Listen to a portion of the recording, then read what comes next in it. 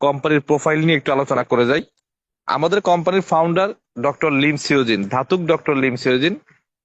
তার পরিচয় দুইটা, একটা ধাতুক একটা ডক্টর। ধাতুক হচ্ছে মালয়েশিয়াতে যারা ফিনান্সিয়াল ফ্রিডম, উনি 10টা বছর মাশরুম নিয়ে স্টাডি করছে, দেখছে এটা মানুষের পা থেকে মাথা পর্যন্ত প্রত্যেকটা অর্গানের জন্য গুরুত্বপূর্ণ একটা খাবার। তখন মালয়েশিয়ার কেডাতে 60 একর জমিতে ফার্ম এবং ফ্যাক্টরি করে, অর্থাৎ মাশরুম সে নিজেই চাষাবাদ করে এবং উৎপাদিত মাশরুম দিয়ে কিছু প্রোডাক্ট ম্যানুফ্যাকচারিং করে। প্রোডাক্টের গুণগত মান ভালো হওয়ার কারণে, মানুষের কাছে ডিমান্ডেবল হওয়ার কারণে কোম্পানি 30 বছর বয়সে মালয়েশিয়ার বাইরে আরো 10টা দেশে শাখা ফ্যাক্টরি করছে।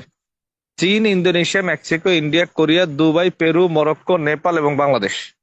বাংলাদেশের গাজীপুরে কিন্তু আমাদের ফ্যাক্টরি আছে। 2002 সাল থেকে বাংলাদেশও ডিএক্সএল বিজনেস করছে। 180টা দেশের ডিএক্সএল এর অফিসিয়ালি অফিস শোরুম আছে, 200টা দেশে অ্যাক্টিভিটিস মানে কার্যক্রম আছে। এখন প্রশ্ন হচ্ছে 108 দেশে অফিস শোরুম থাকলে 200 দেশে কেমনে কার্যক্রম থাকে? দেখেন, ফ্রান্সে বা মালদ্বীপে এইসব কান্ট্রিতে আমাদের কিন্তু অফিস বা শোরুম নাই, কিন্তু অনলাইনে প্রোডাক্ট পারচেস করলে স্পেন থেকে বা মালয়েশিয়া থেকে প্রোডাক্ট ডেলিভারি দেয়। তার মানে ওই দেশে অফিসিয়ালি অফিস বা শোরুম বা প্রোডাক্ট না থাকলেও বিজনেস করা যায়, প্রোডাক্ট পাওয়া যায়। তো সেই হিসাবে আমাদের 200+ কান্ট্রিতে আমাদের অ্যাক্টিভিটিস আছে। একদম সহজ ভাষায় ঠান্ডা মাথায় নিজের কাছে একটা প্রশ্ন ছেড়ে দিই আপনাদের সবার কাছে, এই কোম্পানির পেপার যদি স্ট্রং না হইতো আর প্রোডাক্ট যদি মানসম্মত না হইতো, এতগুলা দেশে এই কোম্পানি কি যাইতে পারতো? তার মানে 100% কোম্পানির পেপারস এবং প্রোডাক্ট মানসম্মত।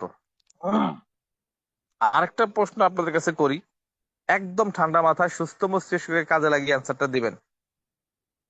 সেটা হচ্ছে, একটা কোম্পানি 32 বছর কোম্পানির বয়স, মালয়েশিয়াতে মাদার ফ্যাক্টরি, 10টা দেশে শাখা ফ্যাক্টরি, 200টা দেশে কার্যক্রম, 180টা দেশে অফিস শোরুম, এটা কি নরবরে কোম্পানি? এটা কি দুর্বল কোম্পানি? না, এটা 100% স্ট্রং একটা কোম্পানি।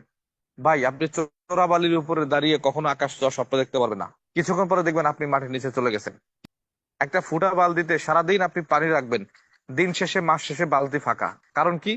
আপনার পরিশ্রমের মধ্যেও কমতি ছিল না, পানির মধ্যেও ঘাটতি ছিল না, কিন্তু শুধু বালতি ফুটা হওয়ার কারণে আপনি পানি জমাইতে পারেন নাই। ঠিক ডিএক্সএন কোম্পানি হচ্ছে একটা বালতি, আর আমাদের সময় শ্রম মেধা হচ্ছে একটা পানির মতো। বালতি যদি ফুটা না হয় তাহলে আমাদের সময় শ্রম মেধা বৃথা যাবে না ইনশাল্লাহ। তখন আমি স্টাডি করে দেখলাম যে না, কোম্পানি স্ট্রং, এই কোম্পানিতে কাজ করা যায়, কাজ করা যায়। তখন আমি সিদ্ধান্ত নিলাম, ইয়েস, আমি বিজনেসে এই কোম্পানিতে কাজ করব।